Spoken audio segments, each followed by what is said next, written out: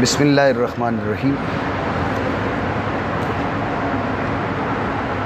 کل ہم نے دین کسے کہتے ہیں، تقابل ادیان کی جو تاریخ ہے، علم تقابل ادیان، اس کی تاریخ کے بارے میں ہم نے اختصار کے ساتھ کچھ جانا تھا۔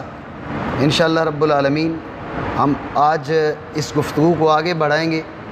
کل ہم نے جو ادیان ہیں، زمین پر موجود جو دین ہیں، ان کی دو بڑی قسمیں بیان کی تھی۔ کوئی بتا سکتا ہے؟ کھوسا، ہمارے چیف جسٹس صاحب بھی کھوسا ہے نا، اس لیے کھوسا بتائے۔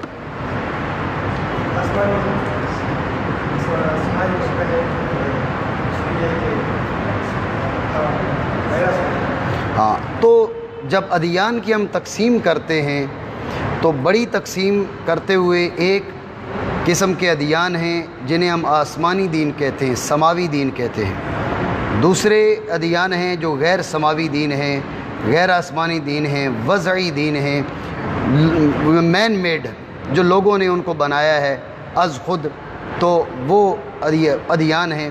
ہم گفتگو کریں گے آسمانی ادیان سے۔ آسمانی ادیان جو زمین پر موجود ہیں، ان میں سب سے قدیم دین ہے دین یہودیت۔ کون سا جی؟ اس لیے ہم گفتگو شروع کریں گے یہودیت سے۔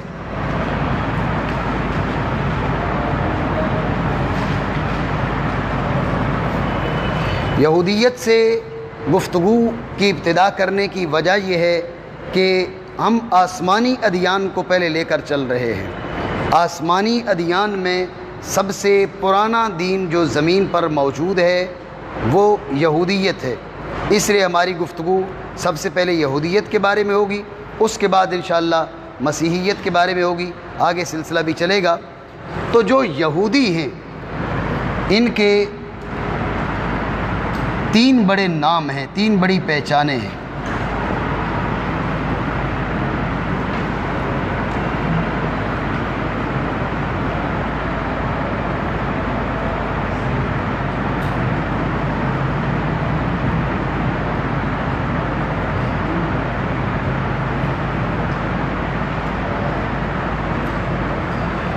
ان کو ابری بھی کہا جاتا ہے، ابری یا ابرانی۔ ابری یا ابرانی یہ بھی یہود ہیں، اسرائیلی یہ بھی یہود ہیں، اور یہود یہ بھی یہود ہیں۔ تو اس لیے یہ بات ذہن میں رہے کہ جب ادیان کے ذکر میں ابریوں کا ذکر آئے یا ابرانی، ہم اردو میں اسے ابرانی کہتے ہیں، ابرانیوں کا ذکر آئے، ابریوں کا ذکر آئے تو یہود مراد ہیں۔ اسرائیلیوں کا ذکر آئے تو یہود مراد ہیں، اور یہود کہا جائے پھر بھی یہود مراد ہے۔ ان کو ابری کیوں کہا جاتا ہے؟ یہ اپنی نسبت کرتے ہیں حضرت سیدنا ابراہیم علیہ السلام کی جانب۔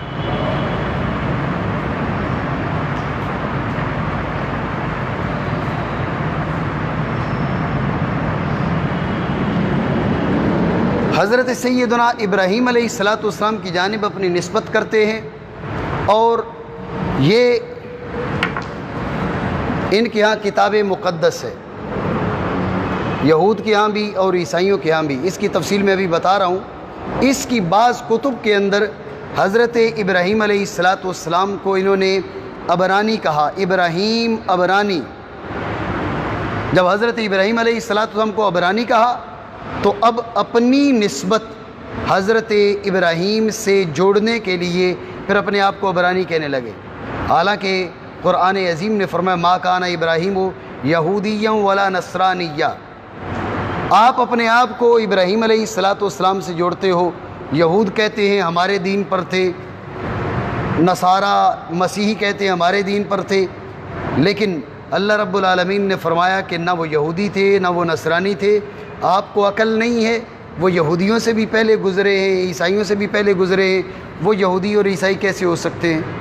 جی ہاں، ان اولی الناس بابراہیم للذین اتبعوہ، ابراہیم کے قریبی یہودی کہلانے سے ابراہیم کا قریبی کوئی نہیں بنے گا، نصرانی کہلانے سے ابراہیم علیہ السلام کا قریبی کوئی نہیں بنے گا۔ ابراہیم علیہ السلام کا قریبی وہ ہے جو ان کی پیروی کرتا ہے، جو ان کی اتباع کرتا ہے، وہ ان کا قریبی ہے۔ بات کہیں اور چلی جائے گی تو ان کو ابری یا ابرانی کہلانے کی وجہ یہ ہے، یہ اپنی نسبت کرتے ہیں حضرت سیدنا ابراہیم علیہ السلام کی جانب، اور تورات کے اندر بعض کتب کے اندر حضرت ابراہیم کو ابرانی کہہ کر تعبیر کیا گیا، ابراہیم ابرانی۔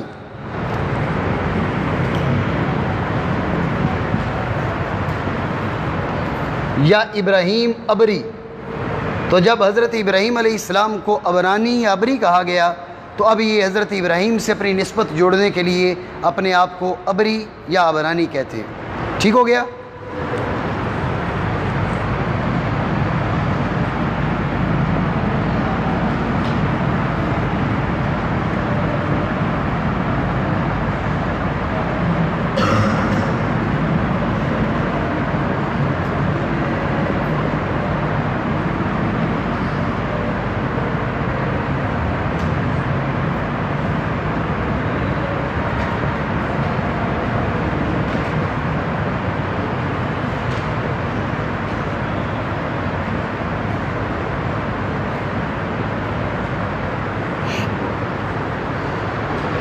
اسرائیلی کیوں کہلاتے ہیں؟ آپ جانتے ہیں کہ اسرائیل نام ہے حضرت سیدنا یعقوب علیہ السلام کا، معلوم ہے نا جی؟ حضرت یعقوب کا نام ہے اسرائیل۔ اسرائیل بنا اسراء اور ایل سے۔ اسراء کے معنی بندہ کے یا صفہ کے، عبد یا صفہ، اور ایل ذات باری تعالی۔ اسرائیل کے معنی ہے عبداللہ، صفوۃ اللہ، اور بعض نے اسراء کے معنی مجاہد کے بھی ذکر کیے ہیں، مجاہد اللہ۔ اسرائیل کے معنی کیا ہوگے؟ مجاہد اللہ، عبداللہ، صفوۃ اللہ، مجاہد اللہ، یہ اسرائیل کے معنی ہیں۔ یہ جناب یعقوب علیہ السلام کا لقب ہے۔ تو ان کی اولاد سے چونکہ یہ قوم ہے، اس لیے اپنی نسبت حضرت سیدنا یعقوب علیہ السلام کی طرف کرتے ہیں، اس لیے اسرائیلی کہلاتے ہیں۔ اس وقت بھی ان کے قبضے میں ان کا جو مشہور ملک ہے اس کو اسرائیل کے نام سے یاد کیا جاتا ہے، آپ جانتے ہیں نا۔ تیسرا ہے یہود۔ یہود کس سے بنا؟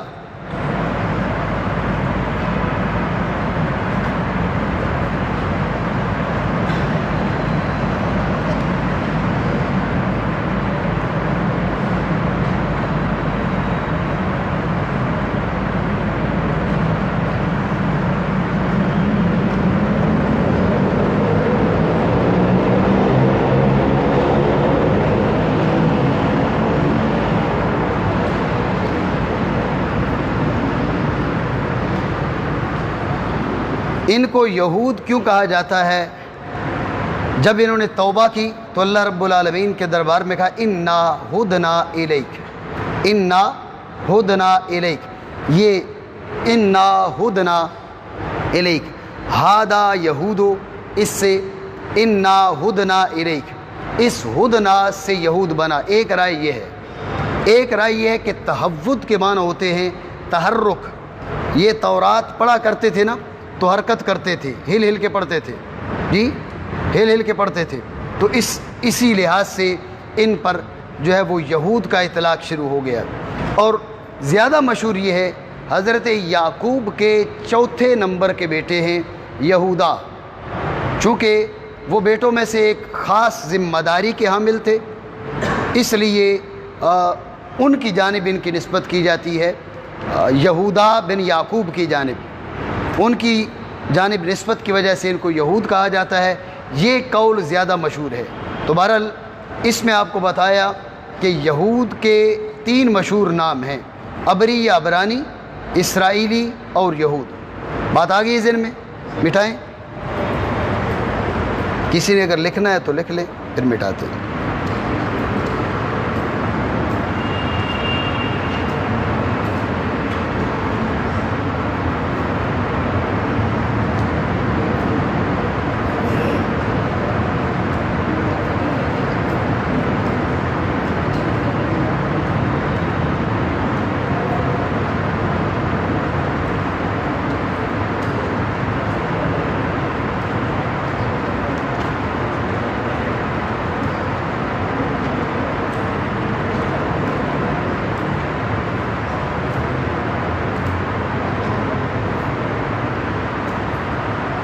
ہو گیا.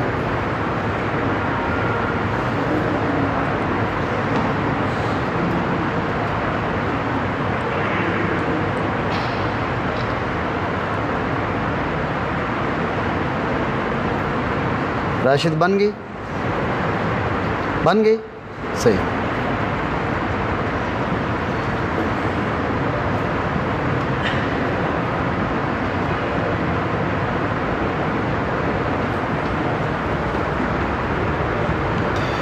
یہود کے جو مخصوص جو نام ہیں، ان ناموں کے ذریعے مختصر سا تعارف بھی ہو گیا یہود کا. ٹھیک ہے، اب آتے ہیں ان کی مقدس کتاب کی جانب. یہود کے ہاں جو مقدس کتاب ہے،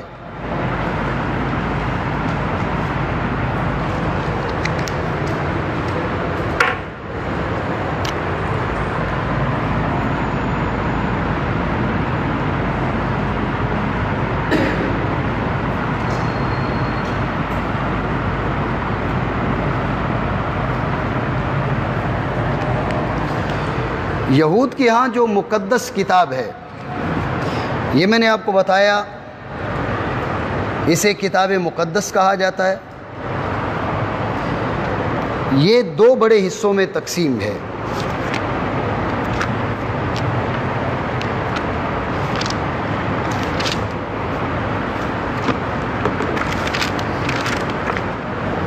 یہ ہے پرانا عہد نامہ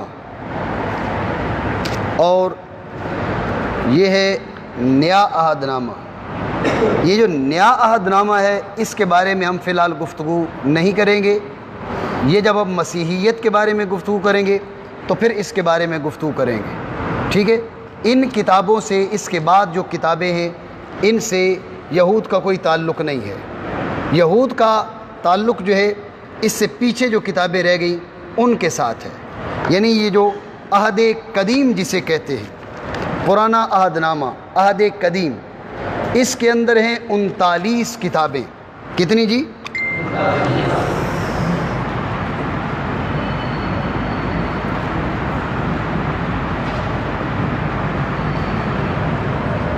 جو عہد قدیم ہے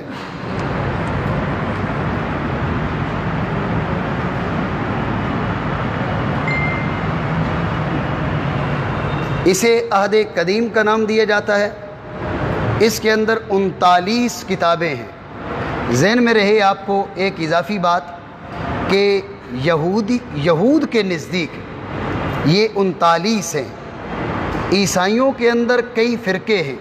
انشاءاللہ ہم یہودیوں کے فرقوں کے بارے میں بھی گفتگو کریں گے اور عیسائیوں کے فرقوں کے بارے میں بھی گفتگو کریں گے. تو عیسائیوں کے کئی فرقے ہیں، ان میں سے بعض فرقے جیسے کیتھولک جو عیسائی ہیں وہ 39 نہیں مانتے بلکہ 46 مانتے ہیں. کتنی؟ جب ہم انشاءاللہ گفتگو کریں گے کیتھولکس کے بارے میں اور عیسائیوں کے فرقوں کے بارے میں تو وہاں پر تفصیل بتاؤں گا میں انشاءاللہ رب العالمین. تو جو کیتھولک عیسائی ہیں وہ 39 نہیں مانتے بلکہ 46 مانتے. 39 جمع 7، یہ والی 39 تو وہ مانتے ہیں. ان 39 کے ساتھ 7 اور بھی کتابیں مانتے ہیں. وہ کل ملا کے 46 بنتی ہیں کیتھولک.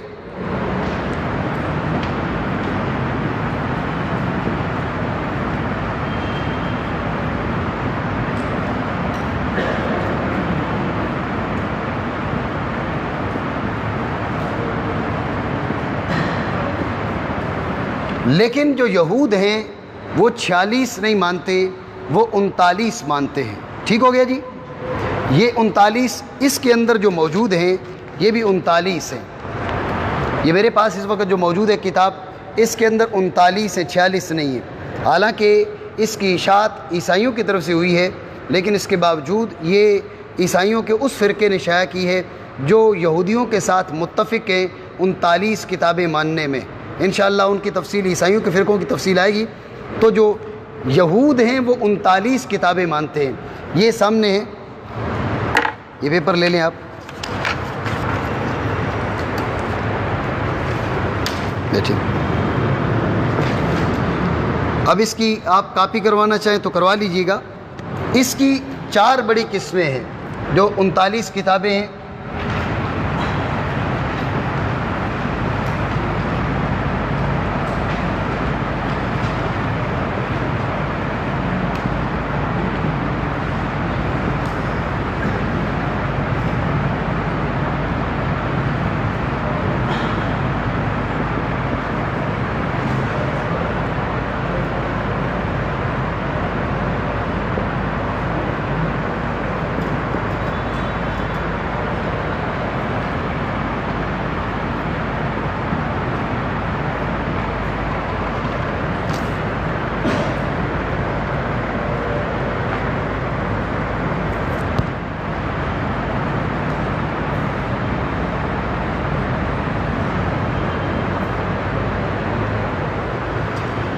तौरात में ये इन 39 किताबों की जो अहद कदीम है इसको 4 हिस्सों में तकसीम करते हैं यहूदी। बात समझ रहे हैं आप? यहूदी इस अहद कदीम को, ये जो किताब है आपके सामने मेरे हाथ में, इसकी जो किताबें हैं इसके अंदर, इसको 4 हिस्सों में तकसीम करते हैं। ये बात जानना ज़रूरी है इसलिए कि हम ये तो कहते हैं कि तौरात, इसके अंदर तौरात नाम की कोई एक भी किताब नहीं है। इसके अंदर जो सबसे पहली किताब है उसका नाम है पैदाइश, तकवीन, अरबी में उसे तकवीन कहते हैं, उर्दू में इसका तर्जुमा है पैदाइश। शाह साहब आपको इसलिए दी थी ताकि इसको छुपा के रख दे, कोई देख ना सके। पहली किताब का नाम है पैदाइश, दूसरी का नाम है खुरूज, तीसरी का नाम है अहबार, चौथी है गिनती, पांचवी है इस्तिस्ना। ये इनमें तो तौरात किसी का नाम आया नहीं आया ना। ये 5 किताबें तौरात हैं। ये 5 किताबें क्या हैं? ये तौरात कहलाती हैं। इसलिए तौरात के आगे मैंने लिख दिया 5। ये पहली जो 5 किताबें हैं, आप उस पेपर की कॉपी करवा लीजिएगा। उसमें जो पहली 5 किताबें हैं ये तौरात शुमार होती हैं। और एक चीज़ ये भी ज़हन में रहे कि तौरात के माना शरीयत के हैं। तौरात के क्या माना है? शरीयत। तौरात के माना शरीयत के हैं।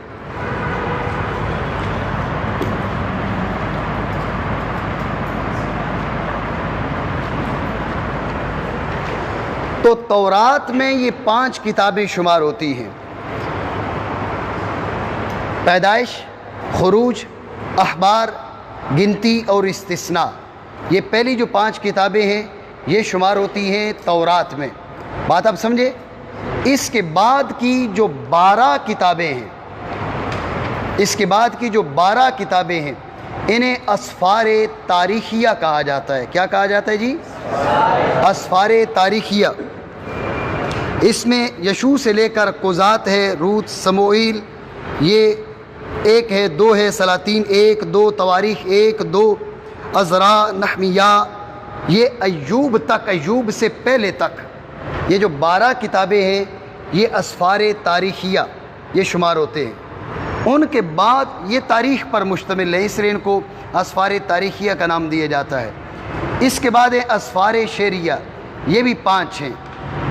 असफारे शेरिया 5 हैं। इसके अंदर अय्यूब लिखा हुआ है। अय्यूब नाम की जो किताब है सिफ़्र अय्यूब, सिफ़्र अय्यूब से असफारे शेरिया शुरू होते हैं। असफारे शेरिया सिफ़्र अय्यूब से, ये सिफ़्र अय्यूब है। उसके बाद ज़बूर है। ज़बूर आ गई जी? कल किसी ने ज़बूर के बारे में सवाल किया था जी। हाँ, ये ज़बूर आ गई। ये अहद कदीम के अंदर जो किताबें हैं उन किताबों में से एक किताब है जिसे ज़बूर का नाम दिया जाता है। ये हज़रत सैयदना दाऊद अलैहिस्सलाम की जानिब मंसूब है। तो ये ज़बूर है, यानी इस तीसरे हिस्से की दूसरी किताब। तीसरा हिस्सा असफार शेरिया, असफार शेरिया की दूसरी किताब है ज़बूर। अय्यूब है, ज़बूर है, अमसाल है, वाइज़ है और ग़ज़ल ग़ज़लात है।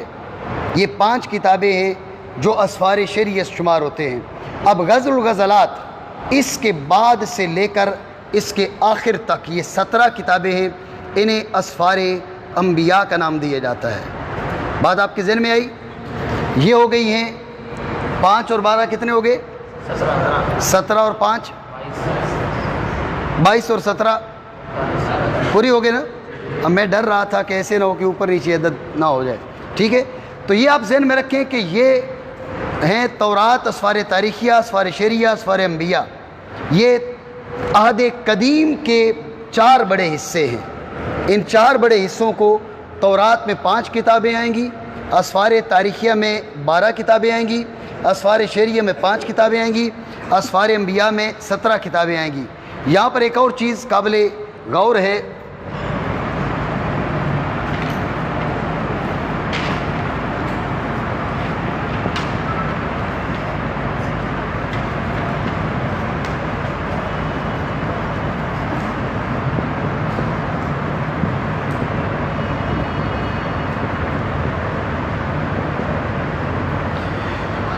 یہود کے ہاں کچھ کتابیں ایسی ہیں جن کو وہ قانونی حیثیت نہیں دیتے. یہ جو میں نے آپ کو بتائی ان سب کو قانونی حیثیت حاصل ہے یہودیوں کے مذہب میں، لیکن کچھ کتابیں ایسی ہیں جنہیں وہ قانونی حیثیت نہیں دیتے. انشاءاللہ رب العالمین ہماری اگلی گفتگو میں اس کی جانب اشارہ ہوگا، کچھ نہ کچھ گفتگو ہوگی. وہ غیر قانونی کتابیں ہیں. وہ جو غیر قانونی کتابیں ہیں ان کی دو بڑی قسمیں ہیں. ایک کہ ان کے ہاں معتبر نہیں ہیں، یہودیوں کے ہاں معتبر نہیں ہیں، اور کچھ وہ ہیں جو معتبر تو ہیں لیکن ان کو چھپانا واجب ہے یہودیوں کے ہاں. یہودیوں کے ہاں کچھ کتابیں ایسی ہیں معتبر تو ہیں لیکن عوام الناس سے چھپانا واجب ہے. وہ کتابیں جو غیر معتبر ہیں یا معتبر تو ہیں لیکن ان کو چھپانا واجب ہے، انہیں ایپوکریفا کا نام دیا جاتا ہے. یہ یہودیوں کے ہاں غیر قانونی کتابیں. لیکن یہ ذہن میں رہے غیر قانونی کتابوں کی میں نے دو قسمیں بتائی ہیں. نمبر ایک غیر معتبر،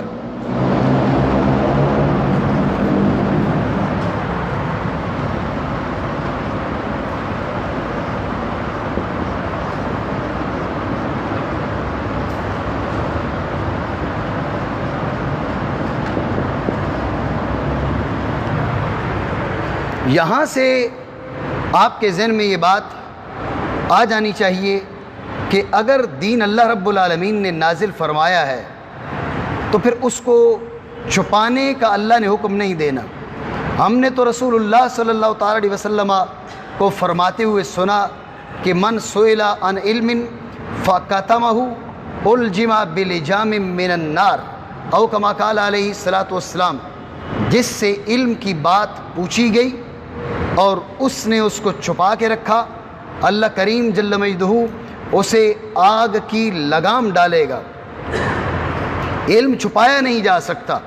تو اب یہود کے ہاں ایسی کتابیں موجود ہیں جن کو وہ قانونی کتابوں میں شمار نہیں کرتے، عہد قدیم میں اس کو شمار نہیں کرتے. غیر قانونی کتابیں ہیں، یا تو معتبر نہیں ہیں ان کے ہاں یا معتبر ہیں لیکن وہ کہتے ہیں کہ عامت الناس سے چھپا کے رکھنا ضروری ہے. عام لوگ بھٹک جائیں گے، عام لوگ بہک جائیں گے. بہک کیا جائیں گے؟ ان کے اندر اگر حضور سید عالم صلی اللہ تعالیٰ علیہ وسلم کا مبارک نام موجود ہے، حضور کی صفات موجود ہیں، تو اب جب وہ پڑھیں گے تو لازمی بات ہے یہودیت سے بھٹک جائیں گے اور وہ اسلام کی طرف راہ پائیں گے. بہرحال بات کہیں اور چلی جائے گی. تو یہ ہے ان کی کتابوں کا ایک حصہ ایپوکریفا. ایپوکریفا کے اندر کیا ہے؟ ان کی غیر قانونی کتابیں آتی ہیں. غیر قانونی کتابوں میں دو بڑی قسم کی کتابیں ہیں. ایک وہ جو معتبر ہی نہیں اس لیے انہیں غیر قانونی کہتے ہیں. دوسری وہ جو معتبر ہیں لیکن ان کو چھپانا لازمی سمجھا جاتا ہے، وہ بھی ایپوکریفا میں شمار ہوتی ہیں. اتنی بات آپ سمجھے؟ آگے چلتے ہیں. اگر آپ نے لکھنا ہے تو لکھ لیں.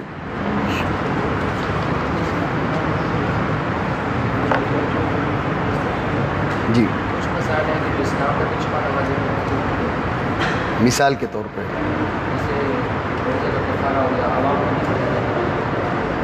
میں بتاتا ہوں.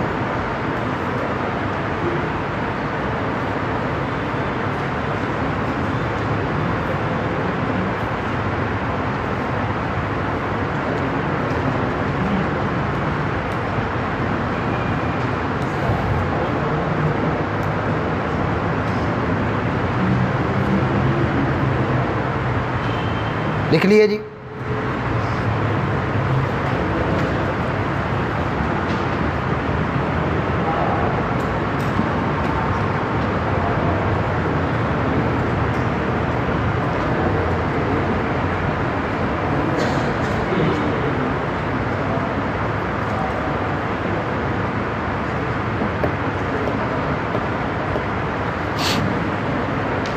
شاہ صاحب نے ایک سوال کیا کہ کچھ باتیں وہ ہیں جو اسلام میں بھی چھپانا واجب ہیں، تو پھر اسلام میں اور یہودیت میں یہ بات تو مشترک ہوئی تو اسلام میں کوئی بات چھپانا واجب نہیں ہے۔ جو مثال دی ہے شاہ صاحب نے وہ یہ ہے کہ مثال کے طور پہ آپ نے نماز نہیں پڑھی، آپ نے نماز نہیں پڑھی اور اب آپ اس کو قضا کرنے جا رہے ہیں، تو اب لوگوں کو بتائیں بھئی میں نے ظہر کی نماز نہیں پڑھی تھی تو میں ابھی اس کی قضا کر رہا ہوں، تو اس کو آپ چھپائیں، یہ نہ بتائیں۔ یہ مسئلہ چھپانا یا دینی تعلیم چھپانا نہیں ہے، اپنی غلطی چھپانا ہے، اپنی غلطی پہ گواہ نہ بنائیں۔ اللہ رب العالمین کے دربار میں آپ توبہ کر رہے ہیں، وہ کریم آپ کو معاف کر دے گا۔ لوگوں کی زبان جو ہے یہ آپ کے حق میں گواہی ہے۔ میری بات طویل ہو جائے گی، موضوع سے ہم ہٹ جائیں گے۔ حدیث آپ نے سنی ہوگی، ایک جنازہ گیا، صحابہ نے تعریف کی، حضور نے فرمایا وجبت۔ ایک جنازہ گیا، صحابہ نے مذمت کی، حضور نے فرمایا وجبت۔ صحابہ نے عرض کی، اس کی تعریف کی تو فرمایا وجبت، اس کو برا بھلا کہا تو فرمایا وجبت۔ تو رسول اللہ صلی اللہ تعالیٰ علیہ وسلم نے فرمایا انتم شہداء اللہ علی الارض، تم زمین پہ اللہ کے گواہ ہو، جس کی تم نے تعریف کی ہے اللہ رب العالمین نے تمہاری تعریف کو قبول کیا، اس کے لیے واجبت الجنہ، اور جس کو تم نے برا بھلا کہا تمہاری اس مذمت کو اللہ رب العالمین نے قبول کیا اور اس کے لیے واجبت النار، او کما قال علیہ الصلوۃ والسلام۔ تو اس لیے آپ اپنی کوتاہی کو چھپائیں، لوگوں کو گواہ نہ بنائیں کہ کل آپ کو لوگ آپ کے بارے میں مذمت کرتے رہیں، آپ توبہ بھی کر چکے تھے، لوگ مذمت بھی کریں۔ اپنی کوتاہی چھپانا اور چیز ہے اور دینی مسئلہ چھپانا اور چیز ہے۔ تو دینی مسئلہ نہیں چھپایا جا سکتا، شریعت اسلامیہ نے اس کی اجازت نہیں دی، اور رسول اللہ صلی اللہ تعالیٰ علیہ وسلم کو بھیجا ہی اس لیے کہ وضاحت لتبین للناس، آپ لوگوں کے لیے وضاحت فرمائیں، لوگوں کے لیے بیان فرمائیں، جو پچھلے لوگ چھپاتے رہے لوگوں کو وہ کھول کھول کے بتائیں کہ حقیقت کیا ہے، درست کیا ہے۔ تو بہرحال یہ ہم نے تورات کے بارے میں جو عہد قدیم ہے اس کے بارے میں آپ کو بتایا کہ تورات اس کی پہلی 5 کتابوں کا نام ہے، اس کے بعد 12 جو کتابیں ہیں انہیں اسفار تاریخیہ کا نام دیا جاتا ہے، ان کے بعد جو 5 کتابیں ہیں انہیں اسفار شعریہ، اسفار اناشید بھی انہی کا نام ہے، ذہن میں رہے، اسفار اناشید، بھلے آپ لکھ لیں، اناشید، الف نون الف شین یا دال، اناشید، یہ اسفار شعریہ ہی کا نام ہے۔ اسفار شعریہ کا دوسرا نام ہے اسفار اناشید۔ تو ان میں سے جو دوسری کتاب ہے اسفار شعریہ میں، اسفار اناشید میں، یہ زبور ہے، پہلی ایوب، پھر زبور، پھر امثال، پھر واعظ، پھر غزل الغزلات، تو یہ جو دوسری کتاب ہے یہ زبور ہے۔ اس کے بعد آخر کی جو 17 کتابیں ہیں یہ اسفار انبیاء شمار ہوتی ہیں، اور میں نے آپ کو بتایا کہ حضرت جو یہود ہیں وہ 39 کتابیں مانتے ہیں، ان 39 کے علاوہ جو کتابیں ہیں انہیں ایپوکریفا کا نام دیتے ہیں، اور عیسائیوں کے بعض فرقے 46 کتابیں مانتے ہیں۔ مزید بات آگے لے کے چلتے ہیں۔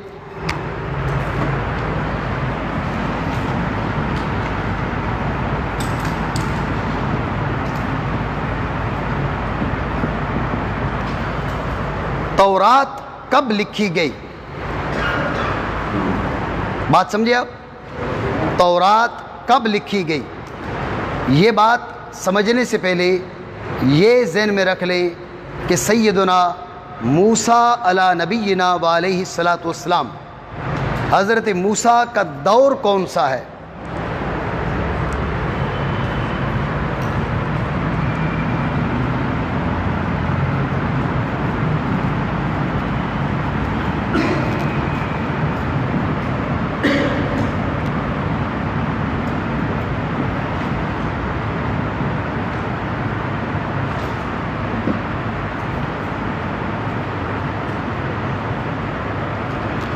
حضرت سیدنا موسیٰ علیہ الصلاۃ والسلام کا دور ہے 1300 یا 1400 کاف میم۔ کاف میم کے معنی کون بتائے گا؟ شاہ صاحب جی ٹھیک ہے۔ تو کاف میم کے معنی ہے قبل مسیح۔ حضرت سیدنا عیسیٰ علیہ السلام کی ولادت سے پہلے، ابھی یہ چل رہی ہے نا 2019، یہ 2019 عیسوی ہے، یہ 2019 مسیح ہے۔ حضرت سیدنا عیسیٰ علیہ السلام کی ولادت کو 2019 سال گزر گئے، اور آپ جانتے ہیں کہ آپ کا جو سال ہے وہ 1 جنوری سے جنوری سے ہی کیوں اسٹارٹ ہو رہا ہے؟ یہ جس دن حضرت سیدنا عیسیٰ علیہ السلام کی، جسے ہم کہتے ہیں 7واں دن یا 6واں دن، اور جس دن ختنہ کیا جاتا ہے، عقیقہ کیا جاتا ہے، حضرت عیسیٰ علیہ السلام کے بارے میں یہ مانا جاتا ہے، ایسا ثابت ہے یا نہیں یہ ایک الگ بات ہے کہ آپ کی ولادت 25 دسمبر کو ہوئی، اور جو 6واں یا 7واں دن تھا وہاں سے تاریخ کی شروعات کی گئی اور سال وہاں سے شروع کیا گیا۔ یوں 1 جنوری سے آپ کا سال شروع ہوتا ہے، جنوری ہے، فروری ہے، ورنہ میں نے آپ کو پہلے بتایا تھا کہ سورج جو آتا ہے ارتھ ایکویٹر کے مقابلے میں آتا ہے وہ تو 21 مارچ کو آتا ہے، تو جب یہ شمسی سال ہے تو 21 مارچ سے اس کو اسٹارٹ ہونا چاہیے، لیکن یہ جنوری سے اس لیے شروع ہوتا ہے کیونکہ اس کے اندر عیسائی فکر کو دخل ہے۔ بہرحال بات کہیں اور چلی جائے گی۔ تو یہ مسیح 2019 مسیح، یہ جو ہے 2019 مسیح ہے، اور کاف میم کا مطلب ہے قبل مسیح۔ حضرت عیسیٰ علیہ السلام سے تقریباً 1300 سے 1400 سال پہلے حضرت موسیٰ کا دور گزرا۔ بات آ گئی ہے جی ذہن میں؟ ٹھیک ہے، اب آتے ہیں کہ تورات کی تدوین کب ہوئی۔ تورات میں نے آپ کو بتایا کہ اس کی جو پہلی 5 کتابیں ہیں، پیدائش ہے، خروج ہے، احبار ہے، گنتی ہے اور استثناء ہے۔ یہ جو پہلی 5 کتابیں ہیں عہد قدیم کی، یہ تورات شمار ہوتی ہیں۔ تو اس کی جو پہلی 2 کتابیں پیدائش اور خروج،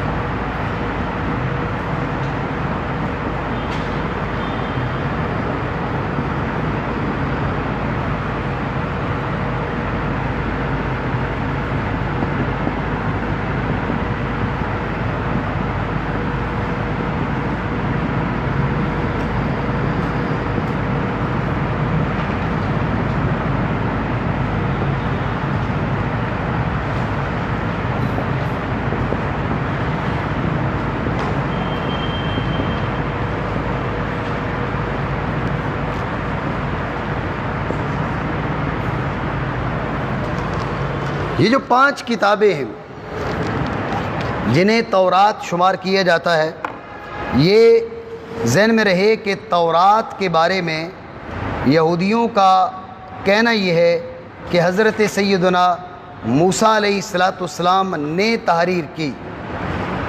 آپ میری بات سمجھ رہے؟ بور تو نہیں ہو گیا آپ جی؟ توحید، حضرت موسیٰ علیہ السلام نے اس کو کیا کیا؟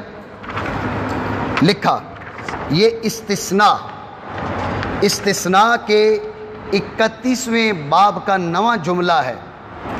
تب موسیٰ نے ان تعلیمات کو لکھا۔ بعض نے ترجمہ کیا تب موسیٰ نے شریعت کو لکھا۔ تو تورات کے معنی کیا کیے تھے؟ ٹھیک ہے، تو یہود کا دعویٰ یہ ہے کہ تورات حضرت موسیٰ نے لکھی۔ کس نے لکھی؟ تورات حضرت موسیٰ نے لکھی، یعنی یہ جو پہلی 5 کتابیں ہیں عہد قدیم کی، حضرت موسیٰ علیہ السلام کی طرف سے یہ لکھی گئی۔ تو اب آپ دیکھیں تحقیق یہ ہے، پیدائش اور خروج یہ 2 کتابیں 900 قبل مسیح میں لکھی گئیں، استثناء تقریباً 700 قبل مسیح میں لکھی گئی، اور احبار اور گنتی یہ 2 کتابیں یہ 400 سے 500 قبل مسیح میں لکھی گئیں۔ اب بات سمجھ رہے؟ اب آپ یہ بتا سکتے ہیں کہ حضرت موسیٰ کے دور میں آپ 1300 مثلاً رکھیں یا 1300 رکھ لیں، اور پیدائش اور خروج کو 900، تو حضرت موسیٰ کے دور میں اور اس کی تحریر، اس کی تدوین میں کتنا فرق ہوا؟ یہ پہلے ہوا، یہ پہلے ہوا؟ ندیم، ندیم، یہ پہلے لکھا گیا، یہ پہلے لکھا گیا، یعنی یہ پہلے دور آیا، یہ پہلے دور آیا۔ چلیں اس کو چھوڑو، اس کی بات کرتے ہیں۔ پیدائش اور خروج یہ 900 کاف میم اور استثناء 700 کاف میم اور احبار اور گنتی 400 سے 500 کاف میم، ان میں پہلے کون سی لکھی گئی؟ ندیم، ندیم، ندیم، صرف ندیم، ان میں سے پہلے کون سی لکھی گئی؟ یہ تقریباً 900 کاف میم، یہ 700 کاف میم، یہ 400 سے 500 کاف میم قبل مسیح، کون سی؟ یہ یا یہ آخری والی؟ کوسا، آخری والی، ٹھیک ہے نا؟ حسن، کیا نام ہے؟ حسن نام ہے نا؟ فیضان، کون سی والی پہلے لکھی گئی؟ آخری والی۔ کیا کہتے ہیں جی؟ آپ دیکھیں، یہ بات سمجھیں، قبل مسیح میں ڈیٹ گھٹتی جائے گی نا، قبل مسیح میں ڈیٹ حضرت عیسیٰ سے 1300 سال پہلے یہ پہلے آئیں گے یا حضرت عیسیٰ سے 400 سال پہلے آئیں گے؟ یہ پہلے آئیں گے نا، پہلے یہ، پھر یہ، پھر یہ، پھر یہ۔ حضرت عیسیٰ سے تقریباً 1300 سے 1400 سال پہلے حضرت موسیٰ کا دور گزرا، اور تقریباً 900 کاف میم میں پیدائش اور خروج اس کی تدوین ہوئی، اور استثناء تقریباً 700 کاف میم اور احبار اور گنتی 400 سے 500 کاف میم۔ آپ اندازہ کر سکتے ہیں حضرت موسیٰ کے بعد سب سے پہلے جو کتاب لکھی گئی حضرت موسیٰ کے دور میں، اور اس کتاب کے دور میں کم از کم 400 سال کا فاصلہ بنتا ہے۔ کتنا جی؟ 400 سال کا۔ اگر ہم 1300 لگائیں، اگر ہم 1400 لگائیں تو تقریباً 500 سال کا فاصلہ بنتا ہے۔ یہ بات ذہن میں رہے، ہماری آگے جو گفتگو ہوگی اس میں یہ ہمیں معاون ثابت ہوگی۔ اتنی بات ہو گئی جی۔ یہ تورات کی تدوین، اس کے بارے میں نے آپ کو بتا دیا۔ پیدائش، خروج یہ 900 کاف میم، استثناء 700 کاف میم، احبار گنتی 400 سے 500 کاف میم۔ یہاں پر ایک چیز یہ بھی دیکھ لیتے ہیں کہ لغت کو کس زبان میں تحریر ہوئی۔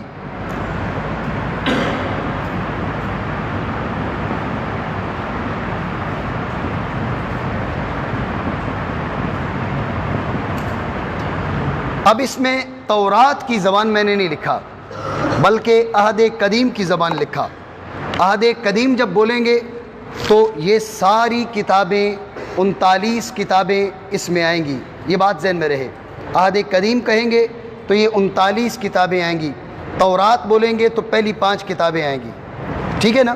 وہاں پر ہم نے تورات کی تدوین لکھا، یہاں پر عہد قدیم کی زبان لکھا، تو عہد قدیم مکمل یہ 39 کی 39 کتابیں سوائے کچھ کے۔ وہ کچھ کون سی ہیں؟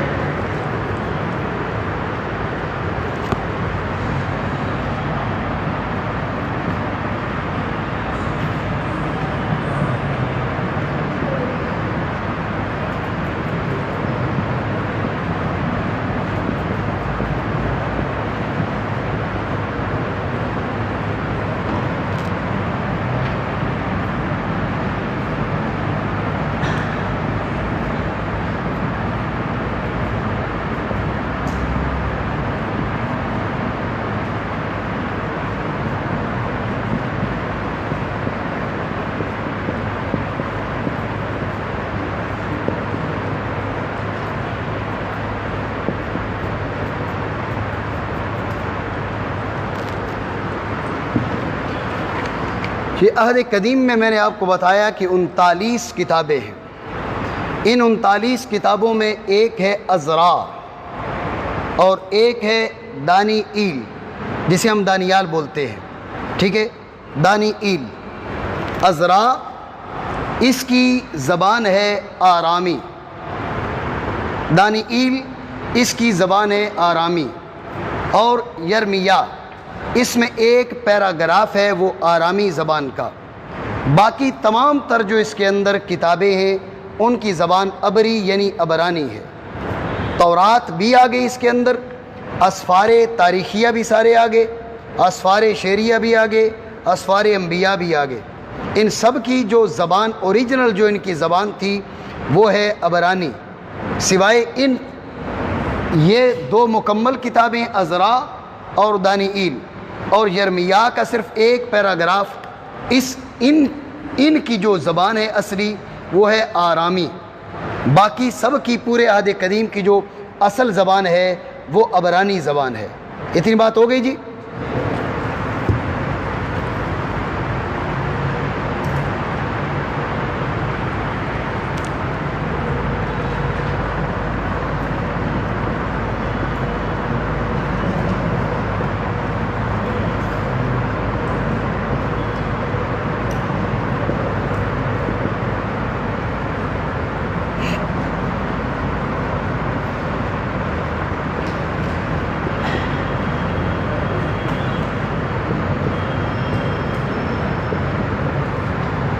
تورات کا سب سے قدیم نسخہ یہ ابھی دریافت ہوا ہے 1947 میں، 1947 میں تورات کا سب سے قدیم نسخہ دریافت ہوا ہے، اور وہ تقریباً لکھا گیا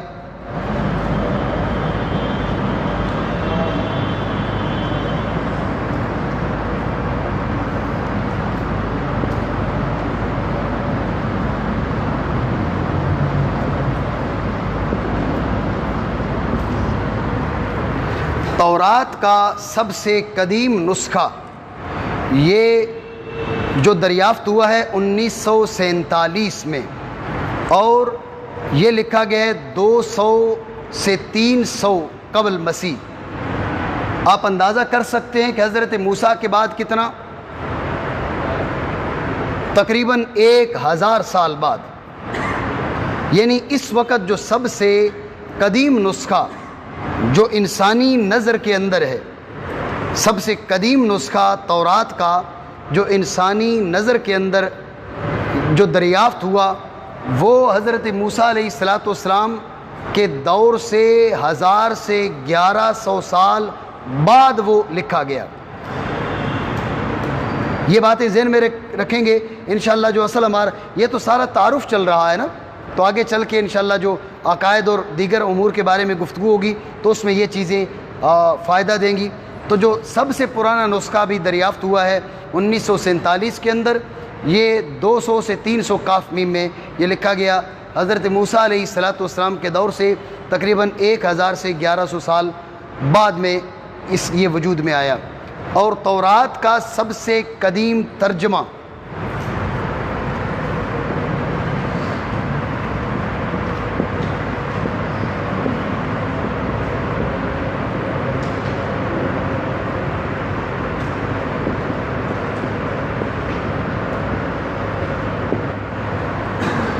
تورات کا سب سے قدیم ترجمہ جو موجود ہے وہ ہے یونانی زبان میں۔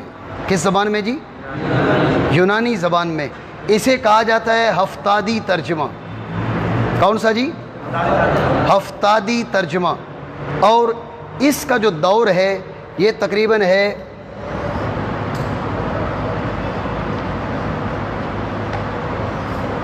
400 کاف میم۔ کیا جی؟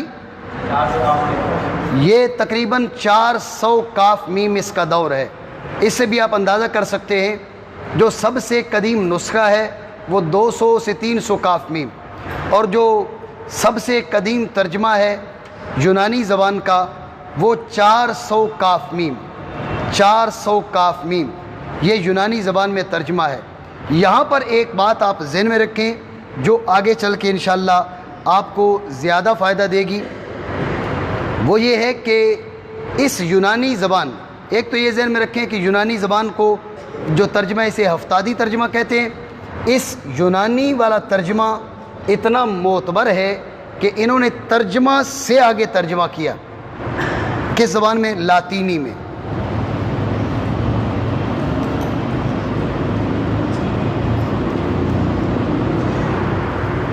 کیونکہ میں آپ کو بتا چکا کہ اصل جو زبان ہے عہد قدیم کی، سوائے سفر عذراء کے، سفر دانیال کے اور یرمیا کے ایک پیراگراف کے، باقی سب کی زبان ہے عبرانی. زبان آپ اپنے ذہن میں رکھیں گے، آگے کی ہماری گفتگو میں یہ مفید ثابت ہوگی. تو اس کی زبان ہے عبرانی، یہ یونانی ترجمہ ہے اس کا. تو تراجم جو کیے جاتے ہیں اصل کتاب سے کیے جاتے ہیں، کیونکہ مترجم کسی بھی زبان کو مکمل طور پر اس کی ہر ایک بات کو دوسری زبان میں وہ کنورٹ کر سکے، یہ کوئی آسان کام نہیں ہے. لیکن اس کے باوجود یونانی کا ترجمہ یہود کے ہاں اس قدر معتبر ہے کہ انہوں نے یونانی سے لاطینی میں اس کا ترجمہ کیا. یہ ان کے ہاں یہ مذہبی زبان ہے، لاطینی مذہبی زبان ہے. تو یونانی سے لاطینی میں اس کا ترجمہ کیا گیا. پہلے یونانی میں تھا، یہ 400 کاف میم. یہاں پر جو چیز میں بتانے جا رہا تھا وہ کہ اس کے اندر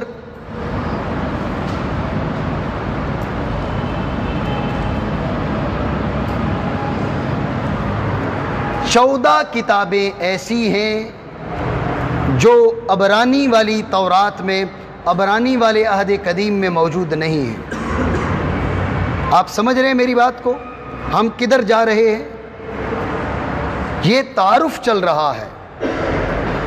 اس تعارف سے بھی آپ سمجھ سکتے ہیں کہ کسی بھی مذہب کے بارے میں تبصرہ کرنا ضروری نہیں. آپ اس مذہب کے بارے میں جانچ پڑتال کریں، چھان بین کریں، اس کے بارے میں جانیں. آپ کو اندازہ ہو جائے گا کہ جو اس مذہب میں سب سے بڑی شخصیت جن کو شمار کیا جاتا ہے ان کے کتنے عرصے بعد کتابوں کی تالیف ہو رہی ہے. اس پہ انشاءاللہ ہم گفتگو کریں گے. اور ادھر جو سب سے قدیم ترجمہ ہے اس میں، اور عبرانی جو اصل ہے، اصل تو عبرانی ہے نا، عبرانی اصل میں اور یونانی ترجمہ میں، عبرانی اصل میں اور یونانی ترجمہ میں 14 کتابوں کا فرق ہے.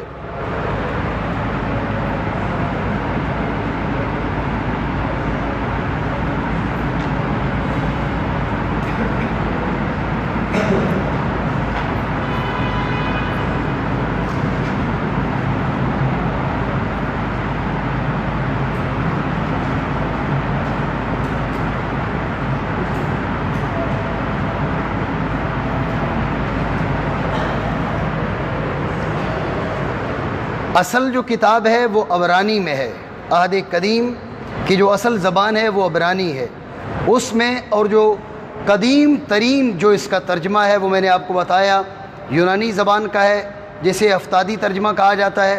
اس ہفتادی ترجمہ میں اور اس عبرانی میں 14 کتابوں کا فرق ہے. یہ بات آپ ذہن میں رکھیں گے. آگے ایک اور چیز انشاءاللہ جو اس پہ مزید تبصرہ کرتے اس پہ چلتے، یہ اگر لکھ لیا تو مٹا دیں، تصویر لینا چاہتے ہیں تو لے لیں.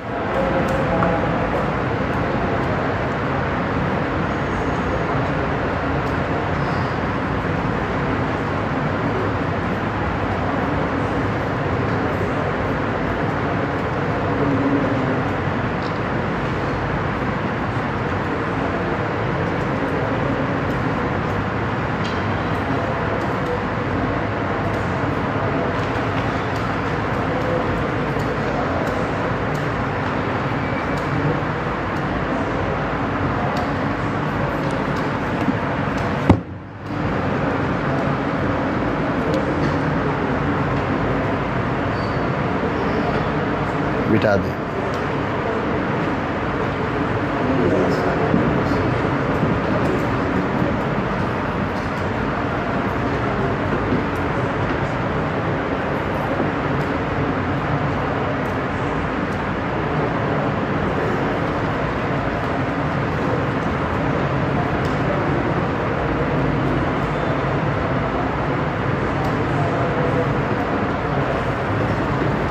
آج کے ہمارے سلسلے کا آخری جملہ انشاءاللہ، اس پہ پھر مزید کل گفتگو کریں گے کہ تورات کے قدیم ترین نسخے،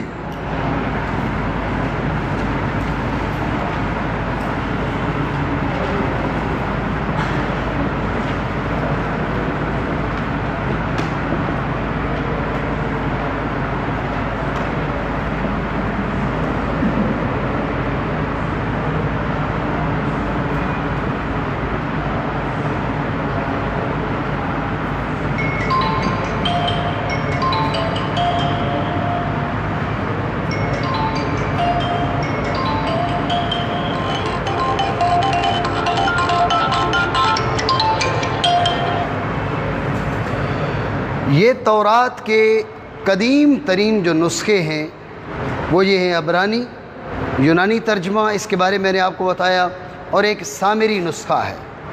یہ تین نسخے قدیم ترین سب سے پرانے نسخے ہیں تورات کے جو موجود ہیں۔ یہاں پر یہ ذہن میں رکھیں کہ عبرانی جو نسخہ ہے اور سامری جو نسخہ ہے، ان میں تقریباً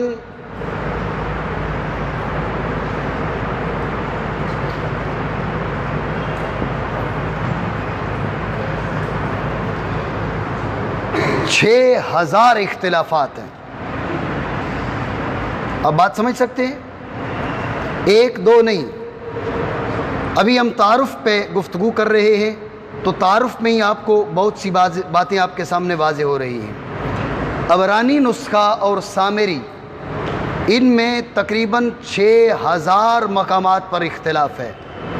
6000 مقامات، یہ کتاب آپ کے سامنے ہے، یہ تو چلو اردو میں ہے،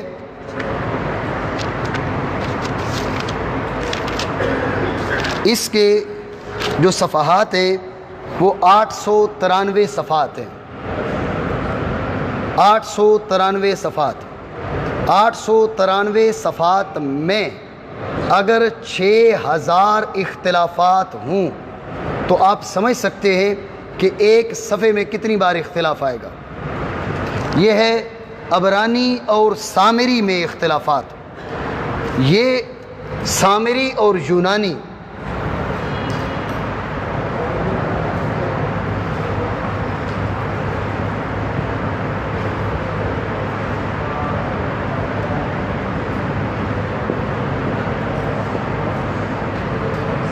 سامری اور یونانی میں تقریباً 4000 اختلافات ہیں۔ اختلاف کم ہے یونانی میں اور سامری میں، اختلاف کم ہے، لیکن وہ کم اتنا کہ تقریباً 4000 پوائنٹس میں اختلاف ہے آپس میں۔ اور ابھی میں پچھلی گفتگو میں آپ کو بتا چکا کہ یونانی اور عبرانی میں تو 14 کتابوں کا فرق ہے، 14 کتابوں کا فرق ہے۔ اس کے اندر 14 کتابیں وہ موجود ہیں جو عبرانی اصل کے اندر موجود نہیں۔ ہفتادی ترجمہ میں نے آپ کو بتایا، اس کا نام ہفتادی ترجمہ رکھا جاتا ہے۔ یونانی ترجمہ کو الترجمہ السبعینیہ، عربی میں اسے ترجمہ سبعینیہ کا نام دیتے ہیں، اردو میں اسے ہفتادی ترجمہ کہتے ہیں۔ تو ہفتادی ترجمہ کے اندر 14 ایسی کتابیں ہیں جو عبرانی میں موجود ہی نہیں۔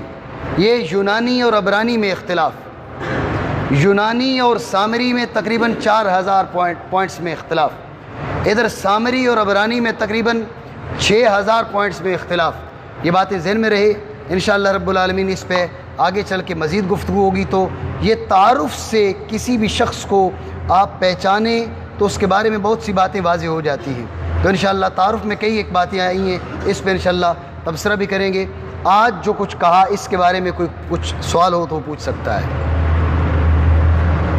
صرف آج کے بارے میں۔ عبد الجلیل ہے؟ ٹھیک ہے۔